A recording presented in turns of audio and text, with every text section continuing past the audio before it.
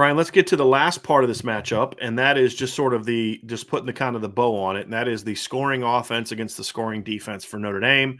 Notre Dame's red zone defense this year has been really bad at stopping touchdowns, but the funny thing is they make teams work to get into the end zone in the red zone. They really make teams work, but they just can't close out drives.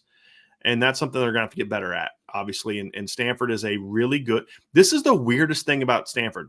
They are in the top 30 in red zone touchdown percentage on both offense and defense. I'm going to look, 27th on offense or defense and 27th on offense. And I actually looked at that because when I did the initial thing, I was like, hold on a second. Did I look at the wrong thing? Did I double up on one? Did I look at like the offensive red zone or defensive red zone for both? And then then put 27th in for both. And I went and looked it up. I was like, nope, I got it right. They are 27th in both. I'm looking it up again. They are 27th in touchdown percentage in both offensively and defensively. The problem is, Ryan, they just can't get into the red zone very often. I mean, 15 times in 5 games. That's only 3 red zone trips a game.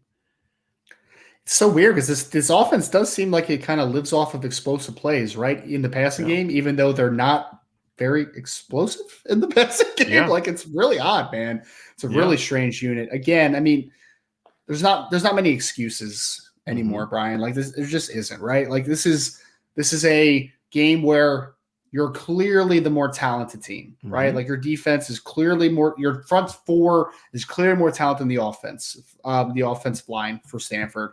Your corners and your secondary in general should be able to match up pretty well, not size-wise, but from a talent level perspective against a Stanford. So you need to force this team into some bad decisions, which is why I kind of pose the pressure situation against a Tanner McKee, because Tanner McKee will make some bad decisions at times when he is put into bad situations. But on the other side of it is that he's not afraid to make any throw. Like, he's not, man. He'll put the ball out there.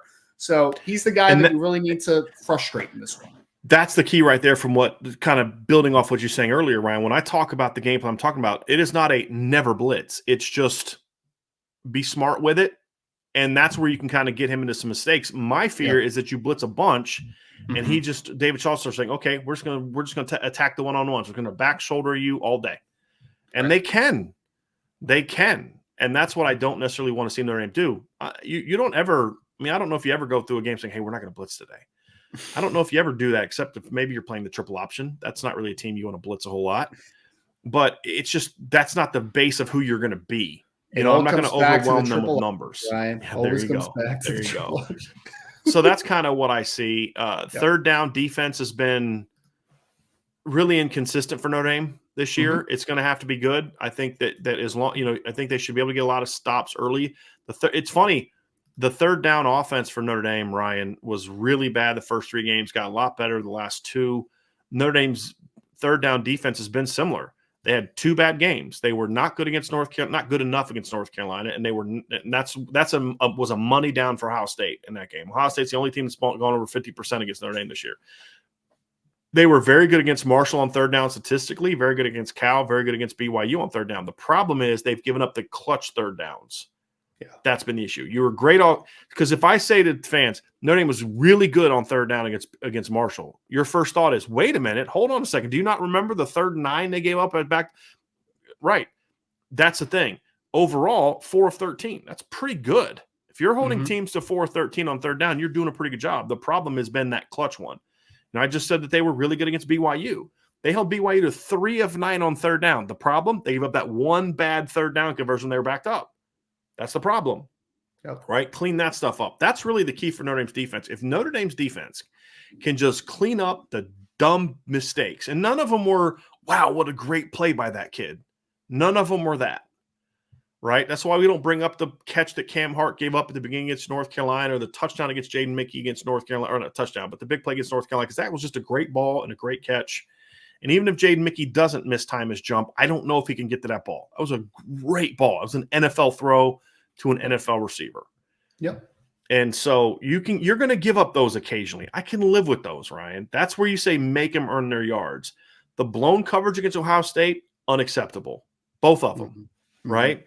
The Cam Hart trying to undercut that out throw, that should have been a 9-yard completion, not a 50-yard touchdown. Yep. The play against the second touchdown against Ohio State. I mean, 2 of Ohio State's 3 coverage touchdowns were on blown assignments, mistakes, not guys just getting beat, just mistakes. Same thing against Marshall, just blown assignment on 3rd down. You just do your job, just do your flipping job on 3rd and 9. Notre Dame right now is at worst 4-1, right? At worst 4-1. And it was the same thing against BYU. Just do your stinking job on 3rd and 17, and guess what? Notre Dame still wins. They won the game, but it's a much more convincing victory. Clean that stuff up, and this defense then becomes it becomes the defense we thought it would be. It really does. It really does. I truly believe that. Clean that, and it changes the entire perception of the defense. Notre Dame's defense has been excellent outside of 10 plays this year. Think about that. But those 10 plays happened, and it factored into you losing to Marshall.